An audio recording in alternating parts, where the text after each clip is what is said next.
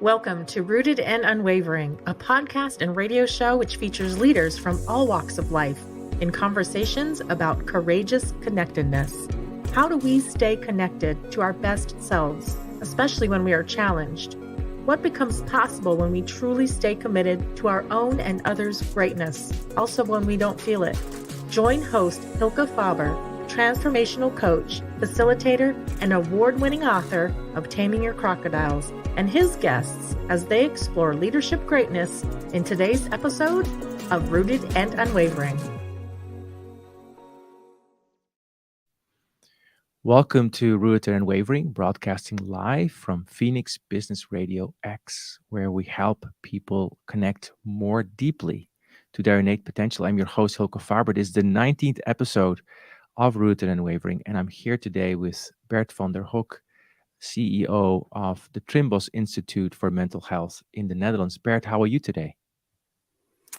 Yes, I have a double feeling because of, on the one hand, my sister-in-law has passed away last week. So we have had an extraordinary week with a lot of emotions and so on. And on the other hand, I'm very curious about this podcast. We know each other a long time, and I always think you have really good questions, and I like to make the story complete. So I'm ready for the first question there, Hylke. Thank you so much, Bert, and I appreciate your being here also in this tender time for your family. Appreciate that. And so we're going to talk a little bit more with you directly in a moment. Before we do that, I'm going to say a bit more about the podcast Rooted and Unwavering, and also about Bert, so that the listeners can get to know you.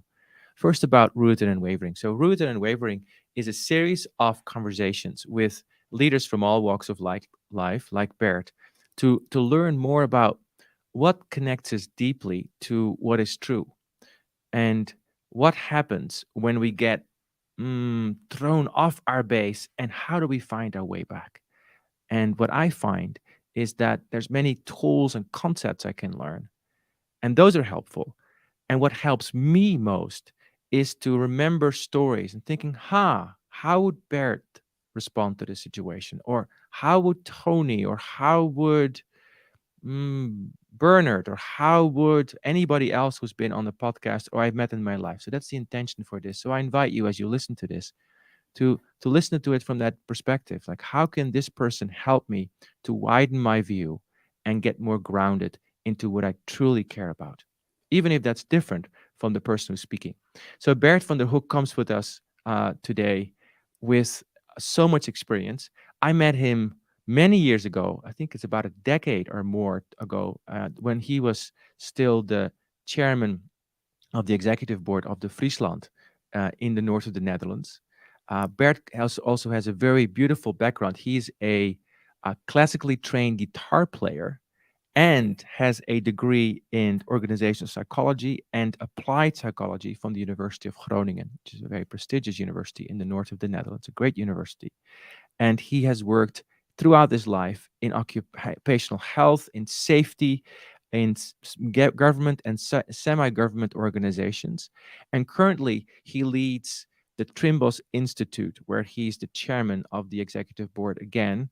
And he is helping in the country to create more awareness of what mental health is, working in fields like addiction, promotion, prevention, treatment, recovery, all kinds of things that help to create a more mentally healthy society. And I would say what a beautiful cause that is, anytime, but I would say especially in the times that we live today. So Bert, welcome.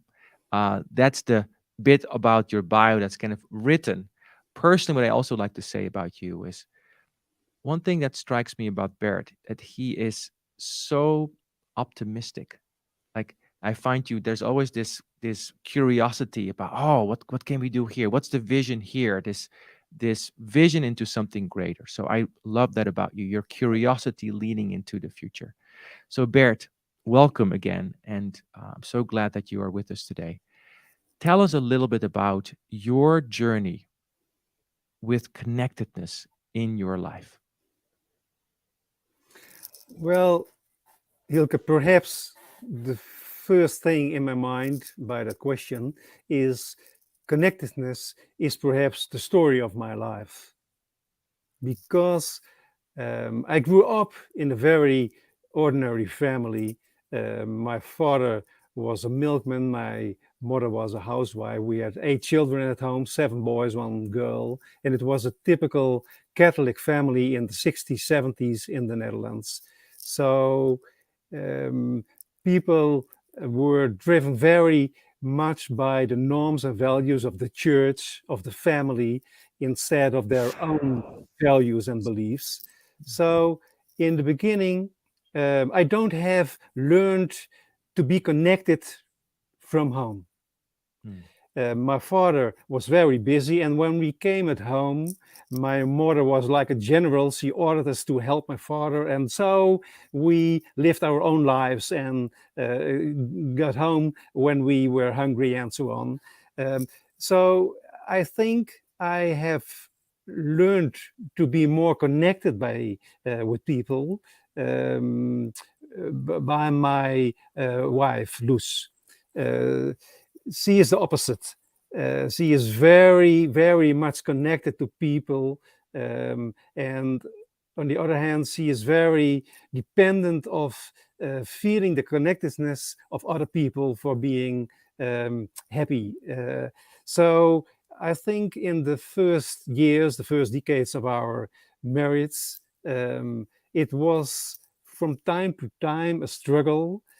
On the one hand, my drive for freedom and autonomy, and on the other hand, her desire for being more connected. So in my personal life, I think last decades I have learned better and better to be connected and to be aware of the value of being connected. Ah, I love the honesty with which you're sharing that. And also, I hear in that the compassion for your parents. I mean, that was quite a generation to grow up in the 60s. And for them to grow up in the 40s, 50s, just thinking about after the Second World War, uh, basically trying to make things work, make it work. And your father being a milkman, I can imagine that being very hard work, and your mom having 8 kids. 8 kids, I think, is what you Yeah, said. sure. Yes, Yep. yes. That's that's a very big responsibility, and then the learning something about the value of hard work, that I'm hearing from your story, and also I heard something about, even though you were maybe not learning too much about connection, deep connection with others, which you learned later with from your wife Luz, you did learn something about connection to what you also value, which was freedom. So maybe we start there for a second and don't skip over those first decades entirely, because each decade, I think, has, or each year, each moment has something to teach us. So tell us a little bit about little Bert and freedom. Well, I think Little Bert was a boy, the sixth child in the row, so in the hierarchy of the family at the lower level. But I think I was perhaps the child who knows the best, who knows the best what he thought about things, his opinions, and so on, but also about what he wanted to do. So in that modest family, in that environment of being modest and doing your best, they I was I think for them a little bit other than the other childs. Uh-huh. Uh-huh. And how was that for little Bear to be a little different? Like, how did you forge your path in that situation? One of the things I find very interesting, you started studying classical guitar and psychology. And I'm thinking, what a leap from where you came from. Yes, I wanted to study medicine, to becoming a doctor. But in the Netherlands, there were more students who wanted to study than there were places at a university. So I didn't get the study the first year. I also didn't get the study the second year. And then I had an alternative to study psychology. Yes. Just pausing for And a second for our listeners in the US. The way the system, I remember from myself because I had a similar ambition. I remember this, that it's a lottery in the Netherlands. So it's sure it not is. like an application where you're trying to impress and get in that way. It's not an application, it's a lottery. So you basically played the lottery twice and didn't get in. Okay, continue. Yes. So I started with a study of psychology, and it was in the beginning very much psychoanalytical, theory oriented, and I liked it a lot. So I didn't get for a third time in the lottery of the study of medicine to becoming a doctor, but to become a psychologist. I get it. I get it. So, and so tell us a little bit about how did you make the decision to want to actually pursue medicine, play guitar? How did that come about in your early life? Yes, in my teens, I was member of a pop band. I played bass, so I was always busy with music, and that was after the sport, football. It was my greatest hobby, and all my time I was busy with playing guitar and playing in a band. So when I um, started with a study of psychology. Um, I couldn't stay in that band.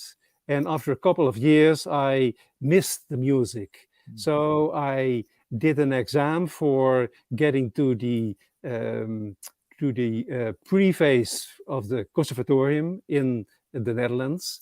That was a part-time course, and I could do it, and I was accepted for doing it, but that was maximized on 2 years. So after 2 years, I had to decide what do I want to do, continuing the study of psychology, of going into the music, and I chose for the second at that moment. But I had an appointment with the dean of the university that I could continue the study of psychology within a period of 5 years. So I decided to get first in the study of the conservatorium, playing guitar, and could always turn back to psychology in the period of 5 years. So I did the study. I did it very well, so I could do the highest level. And after a couple of years, studying hard, having my own students and playing in restaurants and so on, I missed the intellectual challenges. It was just playing guitar. So I decided to do a step backwards, a lower level, to be a teacher for guitar, and I continued the study of psychology. And in 2 or 3 years, I ended both studies and decided to focus on jobs in psychology. Got it. Got it. Got it.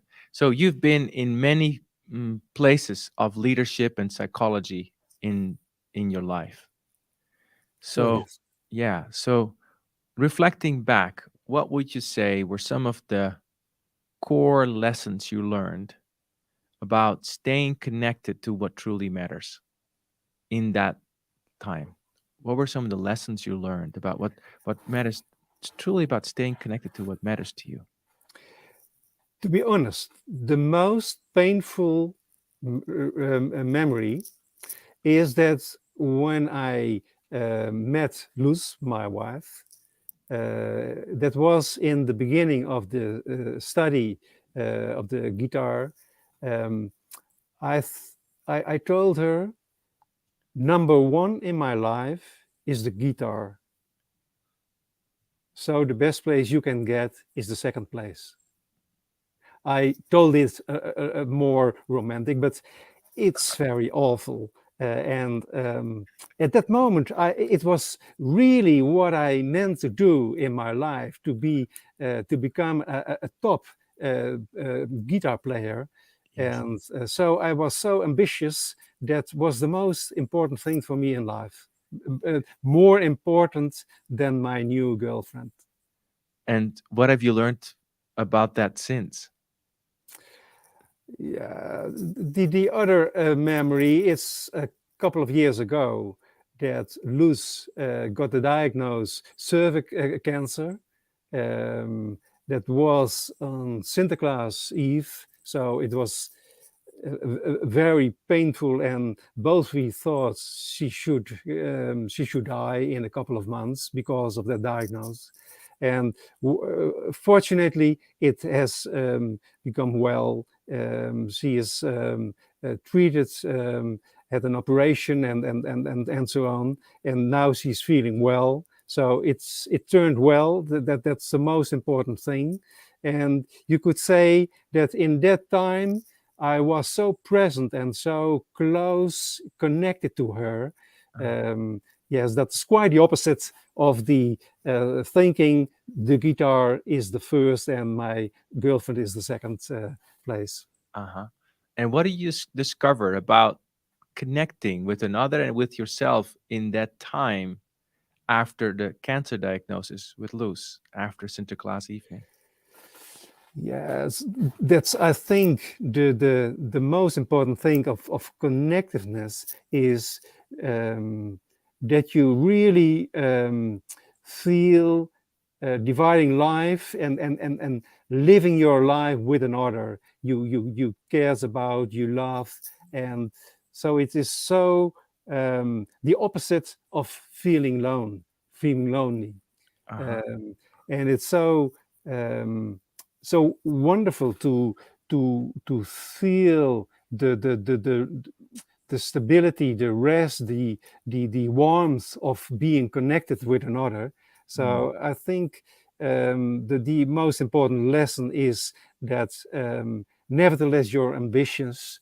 Um, the most important thing is the relatives, your spouse, or other people you are connected with. That's the base of life, I think. Mm-hmm. Mm-hmm. And how has that translated maybe also in how you interact with colleagues and how you lead others? Because that was a pretty formative time, not that long ago, but that was a pretty formative time. It sounds like that time of facing death with not the guitar, but of your spouse. And like, what did you learn from that you now are potentially using or applying at work? Yes, I think perhaps the association is with the life course of human beings. When you are a child, the age of 12, you are the center of the universe. Life is all about you, and to get compliments, to get to being the best, and so on. And when you get a girlfriend, you're very proud if your girlfriend gets compliments and so on.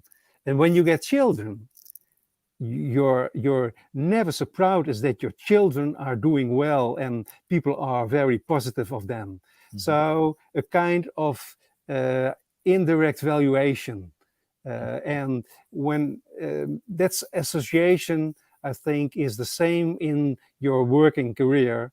In the beginning, you are the center of all, and you want to be the best manager of all, the best, the most exciting challenges you go on to do the best. And uh, years and years later, you learn it's not about you, it's about your team you lead or something like that.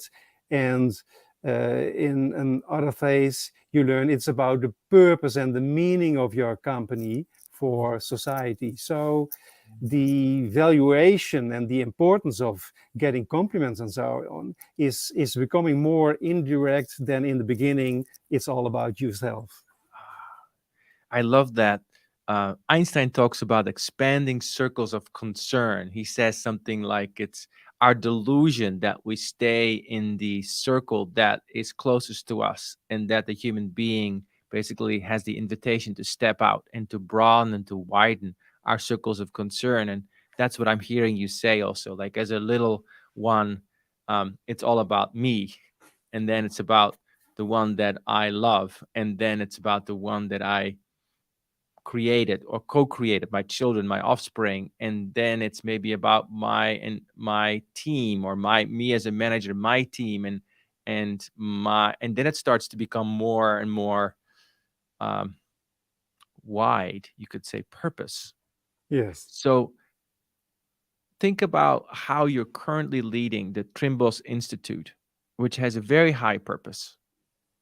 How does connecting to that purpose um, guide you in terms of how you lead day to day? Because what you do, from my perspective, is very important in the Netherlands and in the world. So tell me more about that. What does that do when Bert wakes up and goes to work? How does that inform him?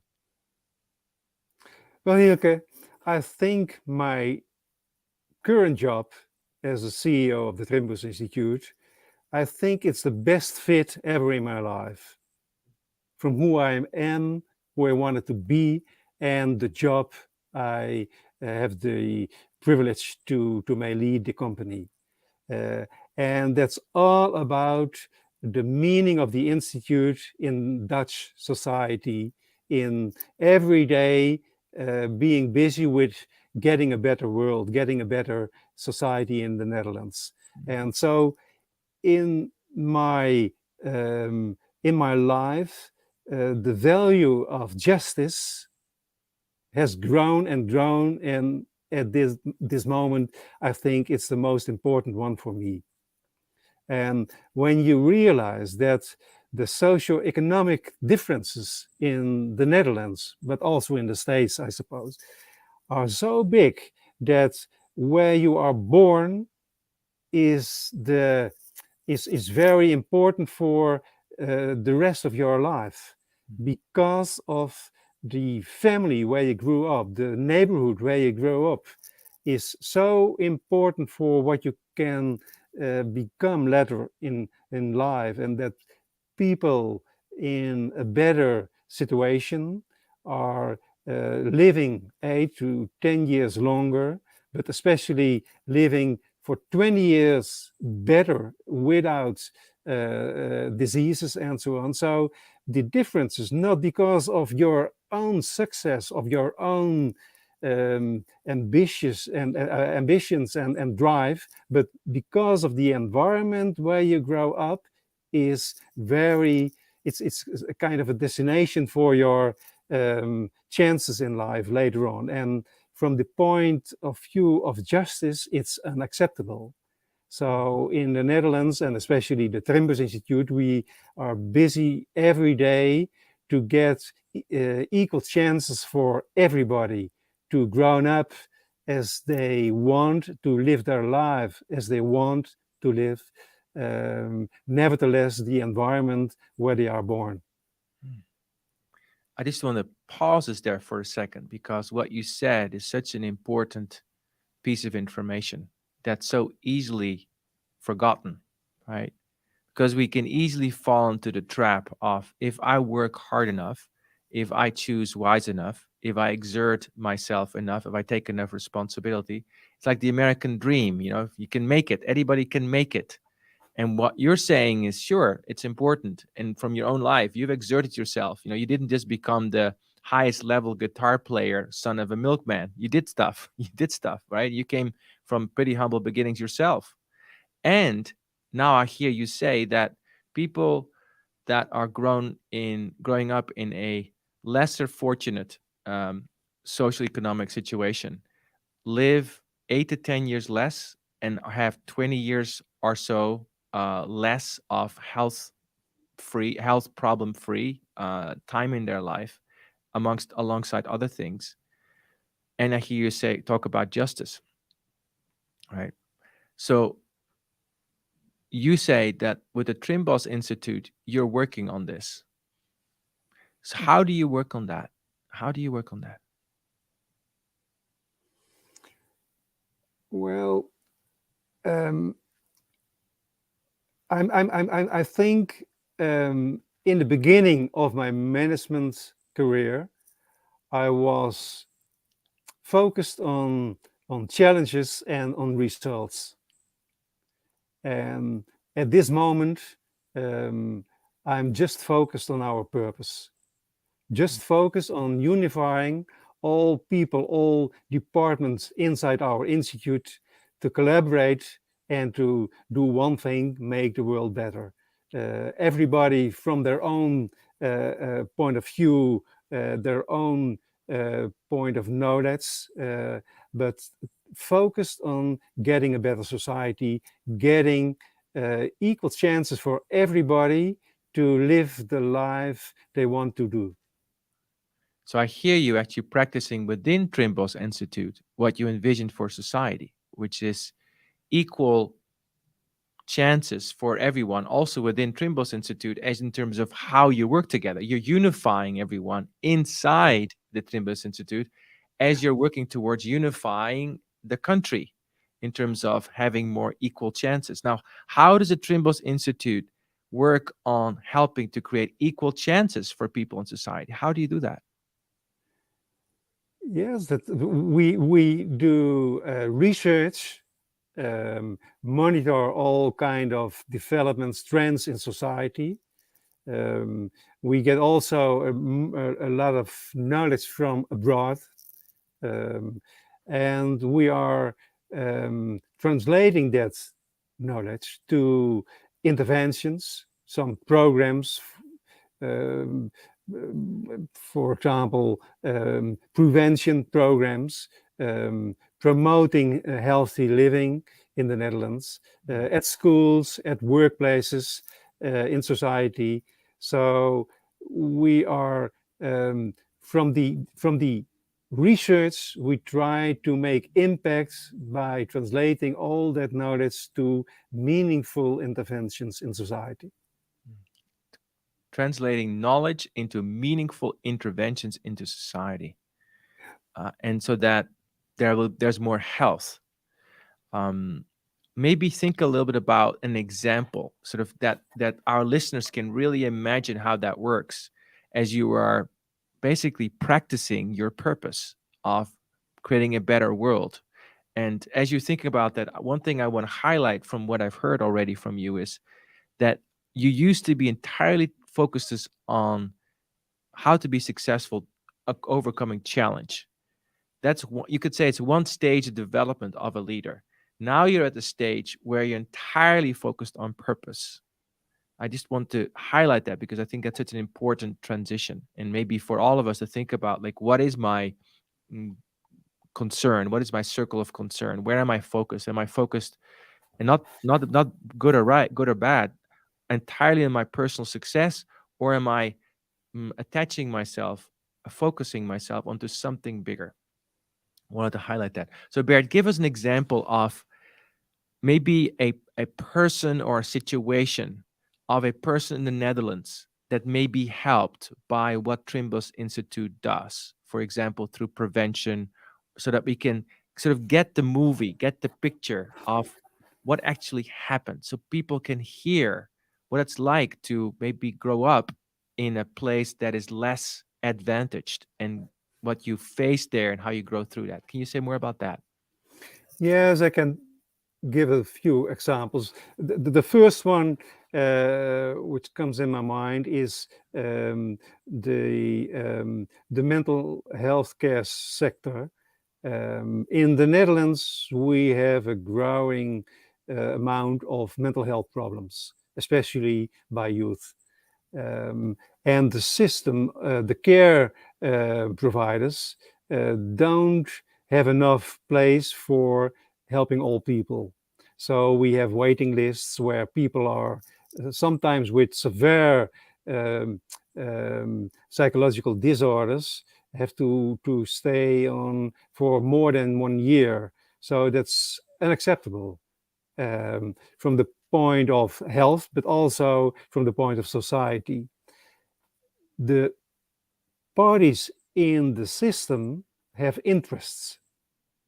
Hmm. It's also an economy, the healthcare business.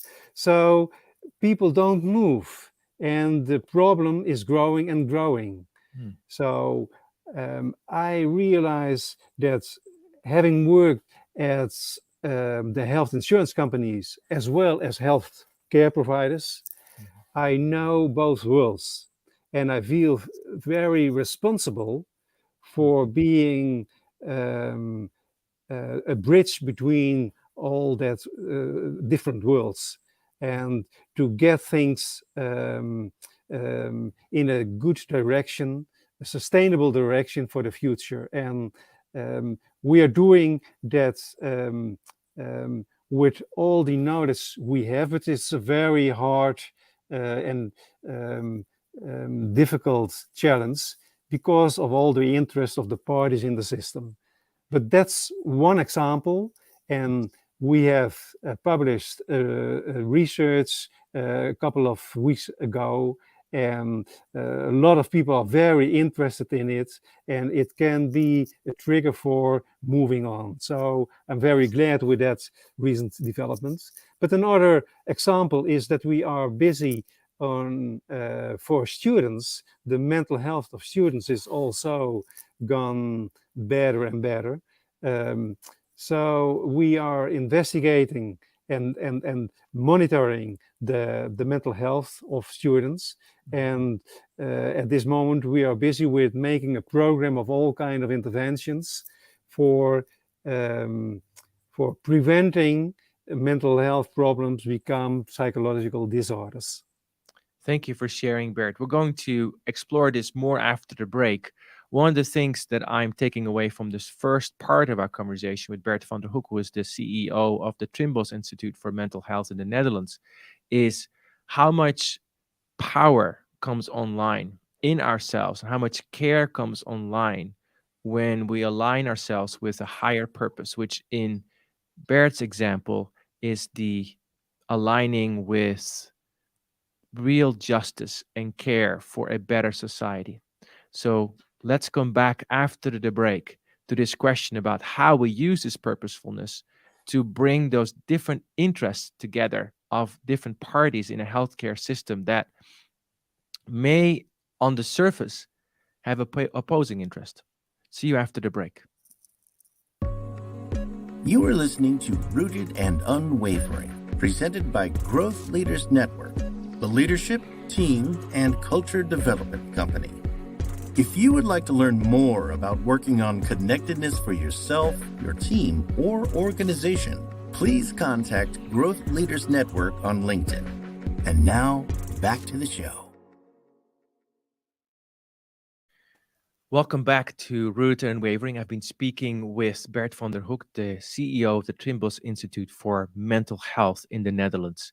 And we've talked about how our connection to what truly matters to us evolves. And Bert has been talking to us about how it was maybe in the very beginning, logically, as a 12-year-old, maybe about me and my success and doing what I want to do, my freedom, like being the best guitar player, to becoming a manager, going through challenges, my girlfriend, my kids, that immediate circle of concern, and then moving to something that is even bigger than that, which is a bigger purpose. And now Bert's working in the interest of, for the interest of the advancement of a whole society. So Bert, talk a little bit more about how do you use your purposefulness, your connection to purpose, to bring those different parties together? Because I can imagine that given where you're coming from, it might sometimes feel schizophrenic. You've worked in healthcare providing and healthcare insurance. And we all have stories, great ones and not so great ones, from both sides as recipients of those. Yes, you're right. But it's very interesting when you work in that world. Nevertheless, the care providers or the health insurance companies, most people are doing well and do the best for the company. But the purpose of the companies and the context of the companies are very different. So it isn't that the people are bad or don't do their best or something like that. No, it's the system that has some barriers for working together. Mhm. And healthcare insurance companies are very are very focused on all the cost of healthcare. And from the point of society, it's good that there is an actor in the system who is a guard of the cost, because it's the costs have to be brought up by all society. So when you have a system of solidarity, of dividing all the cost, you need to be very sharp in uh, don't spoil and spend it at the best way you can. So it isn't the problem of the people inside the companies, but it's the system that creates the problems. And when you look at the system in the Netherlands, the original goals of the system is to guarantee access to healthcare for everybody who needs it. And it's a very good system of solidarity and of public values for quality of care, for payability of care, and for access to for care. So that's good. But the system itself has developed more and more in a bureaucratic system with a lot of rules and a lot of procedures and so on. So a lot of professionals are are going away because of all the administration and all the rules, and begin for themselves, or are leaving the healthcare and are going to do something else. So the system itself creates the problem. Mm. And the good point is that we have created a system, and when the system has grown bad, we can justify, we can um, repair that and make it good. But the bad thing is that a lot of people have interest in the status quo. I get that. And maybe that's where the word justice comes in. Yeah, so it is. So it is. Mm. So we are very busy with, and there again comes the importance of the purpose, because you only can unify all the different actors in the system with all their different interests if they want to commit themselves to one superordinate purpose, getting access to everybody who needs the care. One overarching purpose that So it is. unifies everyone, right? Where it's like we want to have access for everyone of healthcare. Talk a little bit about how you and your organization then help people to connect to that purpose. Because I can imagine in bureaucracy with frustrations and all kinds of stuff that people get distracted, or it's hard to keep the eye on the purpose.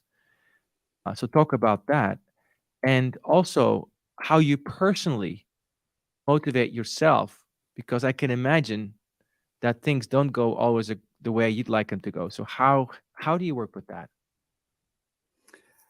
I think to be very honest and open and very direct, and getting the good conversation on the table, because of a lot of different actors have interest in holding the status quo, and that for society that isn't the right way.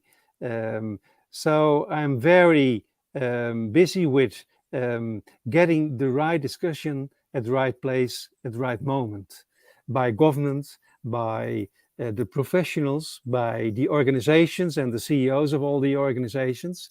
And so it's like a missionaries who is having a new message of a new system of healthcare.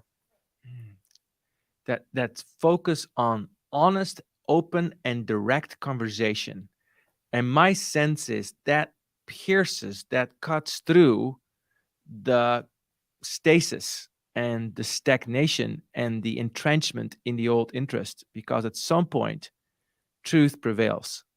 You can't deny truth. You can only deny truth for so long. It's gonna come through at some point. So how do you, and how does your organization, how do you as a leader speak truth and facilitate those open and honest conversations in a way that doesn't alienate people? Because I can imagine that saying some of the things that you're saying might be hard for people to hear, or there may be resistance to it. And I'm thinking actually of our work together, Bert.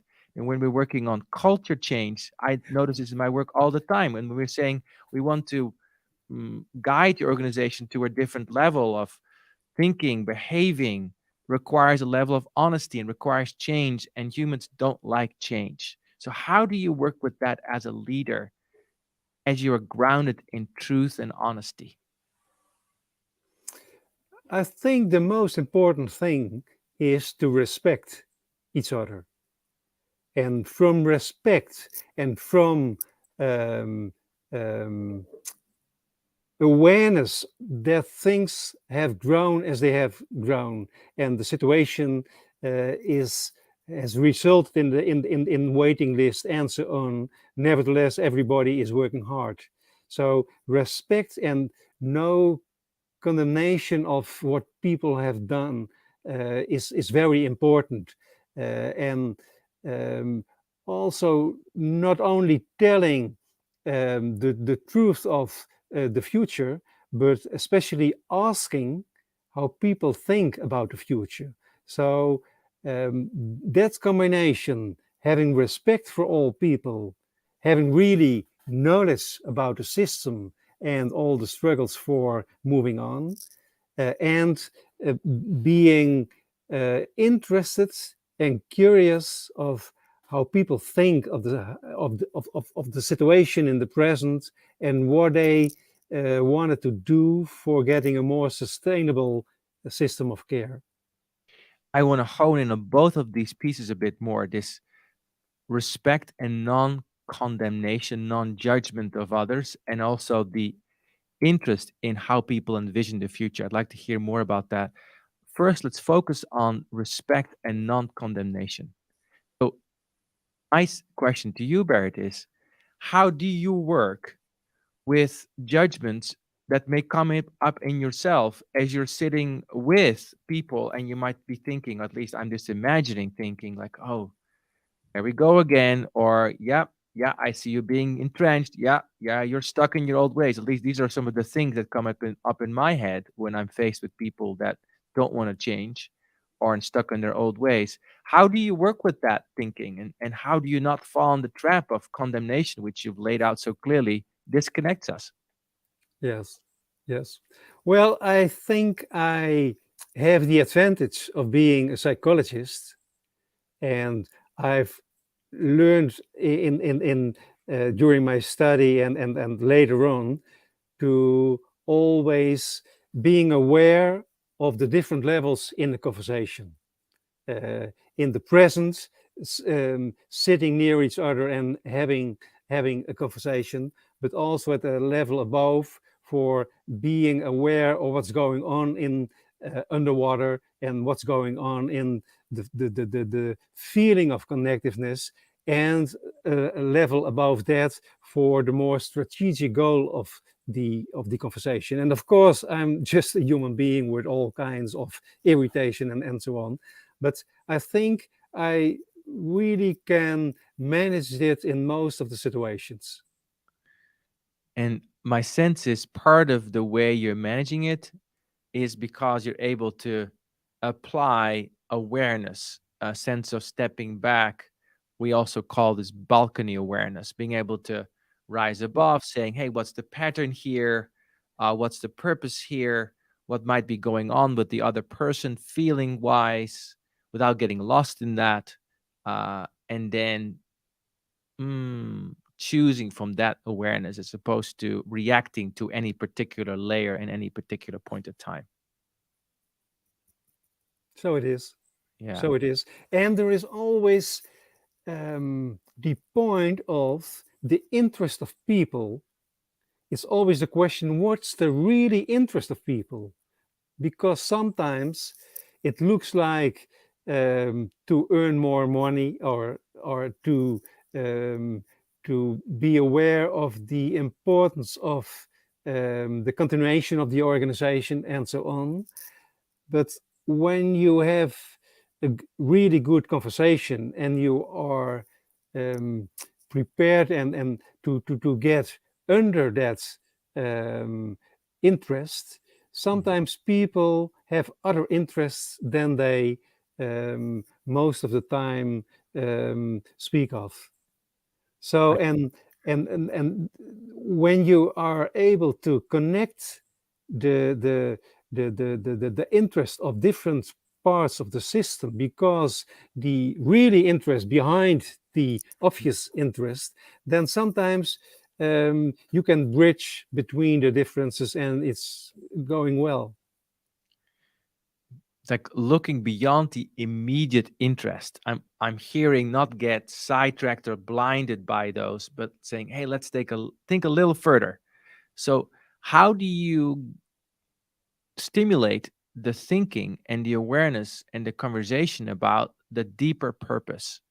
Because I imagine people coming into some of those conversations with clear agenda, my organization, my profitability, my way of doing things, and then there's yours, and those two will never meet. So how do you facilitate that conversation?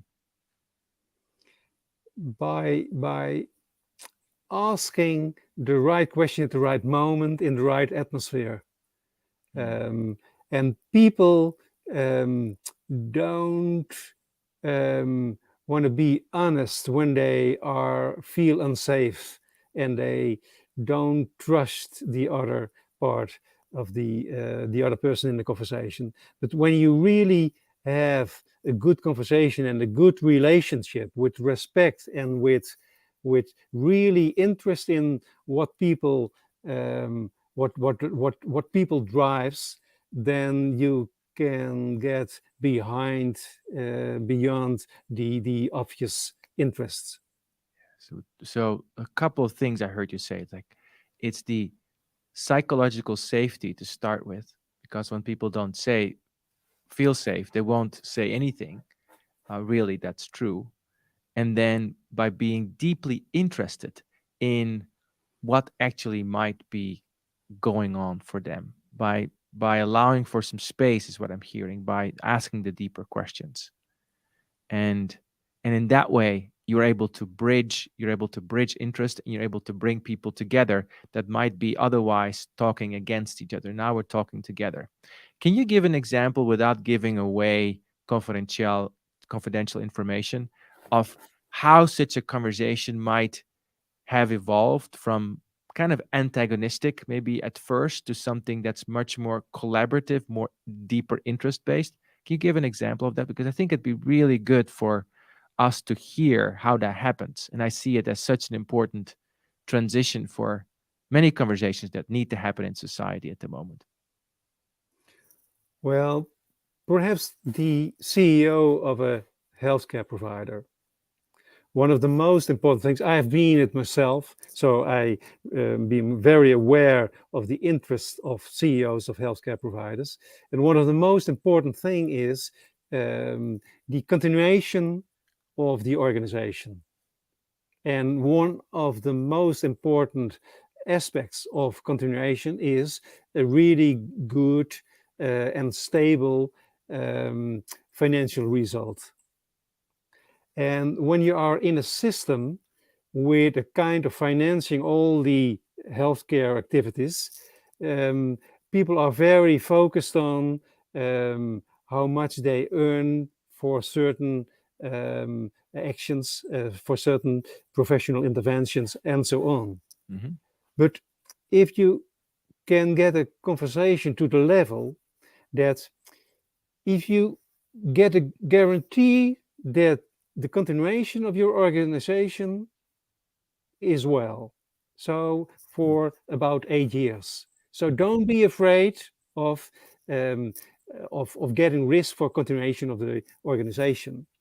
Let's make a step towards the purpose. How do you think you should be a better caregiver, a better organization of care for more people without waiting lists? Can you imagine a situation in you could do more for the people who really need it with the comfort of the financing and no risk of the continuation of the organization? And then people have ideas and are becoming more flexible and becoming out of the focused beliefs of I need to get that kind of money for my for the continuation of the organization. It's a beautiful example. I can see even the way you're talking about it. At first, there may be this almost contracted way of thinking. My success is very narrow. It's this, like this activity with this much money, therefore continuation of my organization. It's a very simple, basic equation that people play. And what you're basically doing is I'm expanding the equation by having you challenge your beliefs of how we can do this, and by going into sort of a bigger picture thinking, like what would happen if survival of your organization would not be an issue, and you can think about broader care. Now, I'm thinking about that conversation, thinking about, but how do you guarantee that to somebody that because people will say, well, I'm listening to this like, well, but nobody's going to guarantee me that the organization that I represent is going to survive. So how do you help people with that? Well, that needs a conversation with the health insurance company. And the health insurance company has one important goal, that he has to have a every year they get a view of what do all the members of our company will need for care and what will it cost every year. And they and at that kind of calculations, they decide the highest of the premium for all the insurance aspects. So they are very busy with the risks they run in their business. Mm-hmm. And when you can get to a conversation that imagine you know the costs for next year for sure, no risk for sure, and perhaps 5% more than the amount of all the money for this year, but that's for sure. Could you imagine what it means for healthcare providers when they get the money they need for all the patients they get, and you make the appointment that they earn a certain amount of money, but have to do the care for all the people in that region or something like that. Mm.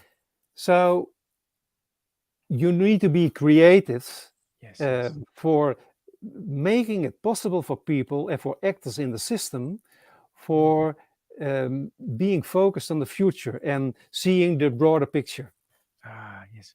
One of the things I get is none of the actors in the system can accomplish their objectives by themselves. So it is. And the less they talk to each other, the more they will have to resort to basic equations, which are survival equations, right? The more I'm able to talk to each other, then the insurance company can help the provider, and the provider can help the insurance company. So it is. So that both of them are actually working together to do what they're really here to do. An insurance company keep costs at a reasonable level and protect the liabilities of patients, providers, making sure that we have good health care and we have access to it together with creating that. So So it is. I love that. I love that connectedness. Now we're getting towards the last few minutes of the conversation, and I'm realizing I can talk to you for hours. I do want to bring it back to Bert as a person. Of course, this has all been Bert as a person, but Bert in his personal life. So you've been at the helm of organizations for a while. You've just witnessed the passing of a family member. What is your longing for the future, for yourself, for what you would like next? Well, it's really an actual question because I'm 64 at this moment, and in the Netherlands, um, for a decade ago, it was people used to go with retirement when they were 65 years old. It, it, it's at this moment for me in my situation, it's 67. So it's really an actual question, and my images for the future is that I will stay busy with all kind of things because I feel well with being busy and doing well. I start every day with some sporting, running and biking and fitness, um, and I will work as a psychologist also for next years, but at a lower level. I think for the next years, I want to do one step back with more time for my family, for my children, for doing nice things with Luz, my wife, traveling more. So a kind of combination of um, keeping busy with really meaningful things, but with more spare time. Great. Thank you so much. Keeping busy with really meaningful things, which is what it seems like you've been dedicating a lot of your life to. And we're getting towards the final minutes of our conversation. Some of the takeaways I've had, and there were many, were that there's this awareness of finding our own voice, our own freedom, which you actually pursued probably unconsciously in a very early age, playing in the band, pursuing that. And I sense the momentum you're able to create by listening to that. And then, the band into the conservatory, the psychology, all of these interests you pursued that weren't prescribed, but you actually went after that. And then the expanding circles of concern and thinking about, what am I really valuing it? And how does that include me? And how does it include the people around me? And how does it include my society, my higher purpose? And then this last piece of the conversation, which to me fascinating, about creating that deep commitment and conversation toward purpose of parties that have such an important a role to play that they only can play well together. So thank you for sharing that today with us, Bert. Final thoughts from you, maybe also thinking about speaking to a person who is in the middle of their journey and maybe thinking, how do I focus on my own connectedness, what's truly important to me? How do I do that? What would you like to say by way of closing our conversation? Well, perhaps be confident of yourself. You don't need to prove yourself to society. You don't need to prove that you really are a human being with a lot of talents and qualities. Trust that people see that, and be aware of making the journey during your life course for taking action to be reflective and think about things, because I think that's the advantage of growing older, that it's not about you. It's about of the meaning of your life for the people around you and for society. And I think that's the big message for me. That's not about you, but it's about the other. Thank you so much. It's not about you, it is about the other. And that's how it becomes about the true you when it's not about you. So thank you so much, Bert. It's been a delight to sit with you in this time of tender time for your family. This and hearing your insights. Bert van Hoek is the chairman of the Trimbos Institute for mental health in the Netherlands. I very much enjoyed our conversation today, Bert, and thank you again for appearing on Rooted Unwavering. If you would like to listen to this more as a listener to Rooted Unwavering, you can subscribe to this podcast on Spotify, Apple, other places. You can also find replays on LinkedIn, or just connect with Growth Leaders Network on LinkedIn. You could also connect with Bert van der Hoek on LinkedIn. I know he's there too, if you have more questions for him. And we'll be here again on May 5th, together with one of my Growth Leaders Network's colleagues, Rick Gage, in which we will review a lot of the last Rooted and Unwavering episodes and see what can we learn from that about being truly connected to what is important to us. Thank you for listening. Thank you, Bert, again. And this was Rooted and Unwavering, broadcasting live from Phoenix, Arizona. I'm your host, Hylke Faber. See you next time.